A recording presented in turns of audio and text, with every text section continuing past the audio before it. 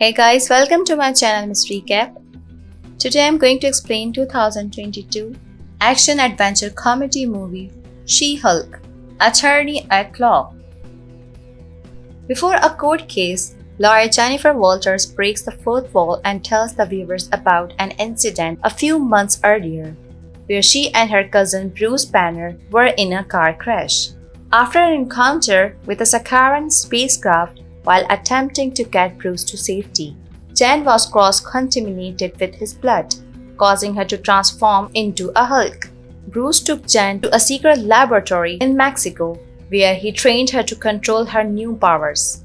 She was unable to effortlessly handle his training regimen, but she rejected the idea of becoming a superhero full-time. Bruce tried to stop her from leaving, and the two fought until Bruce reluctantly accepted Jen's wish to return to her legal career. Back in court, Jen is interrupted by superpowered influencer Titania, who violently bursts through a wall while fleeing from her own trial. Jen transforms, defeats Titania, and returns to normal to make her closing argument. Jen gains public notoriety after defeating Titania and is dubbed She-Hulk. However, the case is declared a mistrial after the defense successfully argued that her fight with Titania influenced the jury, and she is fired from the district attorney's office. Unable to find other work, Jen is offered a position by opposing counsel Goodman, Lieber, Kurtzberg and Holloway, GLK and H, and impulsively accepts, bringing along her best friend Nikki Ramos as her paralegal. On Jen's first day, GLK and H partner Holden Holloway informs her that he wants her to head up the film's new Superhuman law division and work as She-Hulk full-time. His first case is to represent Emil Blonsky, Abomination, at his parole hearing.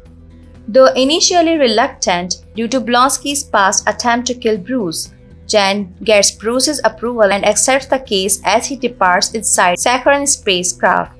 Jen soon learns that Blonsky apparently escapes from prison and participated in an underground fight club. Jen confronts Blonsky, who explains that he was removed from his cell by the Sorcerer Supreme Wong, and that he returned to prison willingly afterwards, while she attempts to contact Wong. News of her appointment as Blonsky's lawyer stirs up public controversy. Wong meets with Jen and agrees to testify at Blonsky's parole hearing, during which Blonsky demonstrates his ability to remain in control as the Abomination. Blonsky is released on parole, but forbidden from transforming again.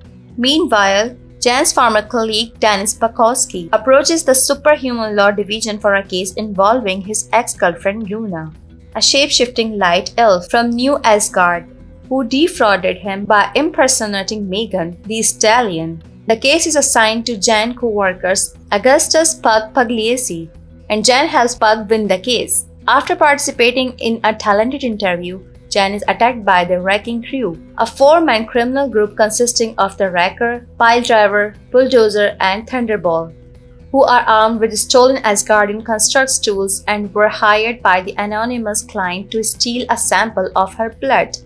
But Jen is able to overpower them. Donny Blaze, a magician at Mystic Castle who was expelled from Kamartaj for misusing his powers, sends an audience member named Madison King to another dimension, where she makes a deal with a demon. Before being transported to Wong's home in Kamartaj, Wong approaches Jen and asks for her help in making an example of Blaze, so that people like him will not be able to misuse the mystic arts. So they file a suit against Blaze and Mystic Castle's owner Cornelius P. Willows. Meanwhile, Jen creates a profile on a dating app in the hope of expanding her social life, but has little success until she changes it into a profile for She-Hulk. Blaze accidentally unleashes a swarm of demons at one of his shows, but Wong and Jen sends them back before threatening Blaze and Willows into compiling with a cease and desist order. The next day, Jen learns that Titania has been freed and is filing a lawsuit against her, having trademarked the name She-Hulk. Titania has trademarked the name She-Hulk for a new line of beauty products, which angers Jen. Holloway wants Jen that she needs to deal with the situation quickly and assigns Mallory Book as her attorney of the case. Nikki and Puck come up with a plan to acquire a superhero outfit for Jen from Luke Jacobson, a highly exclusive tailor who provides clandestine services for heroes, while Book and Jen countersue Titania, claiming that she is illegally exploiting She-Hulk's fame for profit. Jen is annoyed to discover that Todd Phillips, one of her unsuccessful dates, is also a client at her firm. But this helps her realize that she can use her dating app history to establish a past record of her identifying as She-Hulk. Before Titania tried to gain the trademark, using her past dates' testimonies, Jen wins the case and establishes a tentative friendship with Book. Jen later acquires her new customized outfit from Jacobson.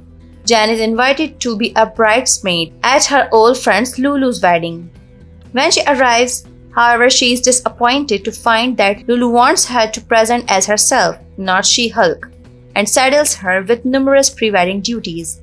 Titania is also present as she is dating one of Lulu's groomsmen. Jen bonds with Josh Miller, a friend of the groom. But Titania attacks her. Following a brief fight, Titania breaks down and storms off. Meanwhile, Book and Nikki work on a divorce case for a superhuman called Mr. Immortal, who has repeatedly faked his death to get out of several marriages.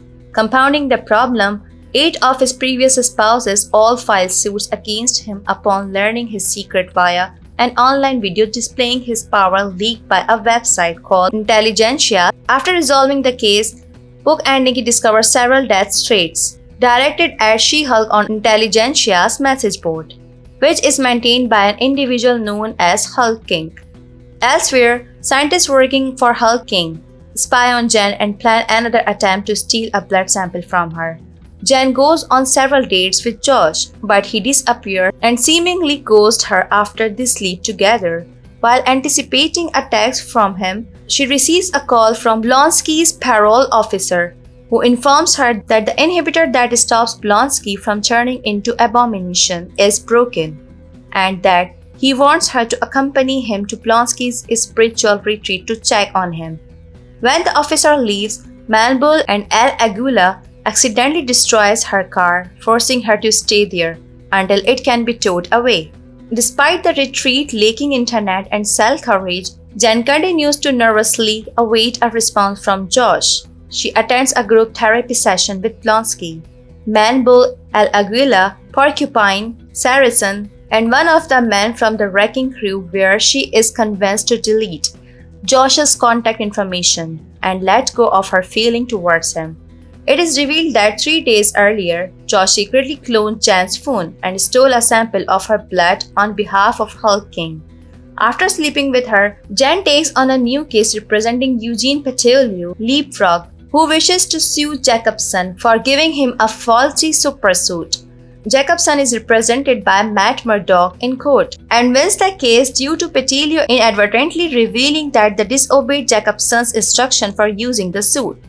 Afterwards, Petilio contacts Jen, asking for help against an unknown assailant. Jen arrives and battles the assailant, who she discovers to be Murdock as his superhero persona, DareDevil. Murdock reveals to Jen that Petilio kidnapped Jacobson, and the two work together to rescue the latter before sleeping together. The next day, Jen attends the Southern California Law Awards Gala, where she accepts a Female Lawyer of the Year award. But the gala is interrupted by an Intelligentia broadcast, which smears Jen's reputation by displaying footage of her in bed with Josh. Briefly losing control, Jen goes on a rampage, destroying the gala stage and attempting to capture a nearby Intelligentia member. Only to be apprehended by the Department of Damage Control, Jen is released from DODC custody, but is forced to wear inhibitor to prevent her from transforming and loses her job at GLK&H. Nikki and Puck infiltrate an Intelligentia event, where they learn that Todd is Hulk King and Blonsky as the Abomination is serving as a motivational speaker. Jen arrives at the event and confronts Todd, who injects himself with her blood and transforms into a Hulk. After Titania and Bruce unexpectedly appear in the ensuing fight, a confused Jen destroys her inhibitor and breaks the fourth wall once again. using the Disney Plus menus to leave her show and confront the show's writers in Marvel Studios, assembled a Disney Plus series that gives a behind-the-scenes look at the series and movies of the Marvel Cinematic Universe. She meets with Kevin, an artificial intelligence that claims to be in charge of the Marvel Cinematic Universe's storyline decisions, and persuades it to rewrite the finale, to which it reluctantly agrees. Returning to her show, she finds Todd and Blonsky have been arrested. While celebrating with her family and Murdoch, Bruce returns from Sakaar with his son Scar. After regaining her job and being cleared of all charges, Jan vows to continue her work as a lawyer and a superhero. In a mid-credits scene, Wong breaks Blonsky out of prison and takes him to Kamartaj. The movie ends here. Thanks for watching. If you like it, so please don't forget to subscribe my channel.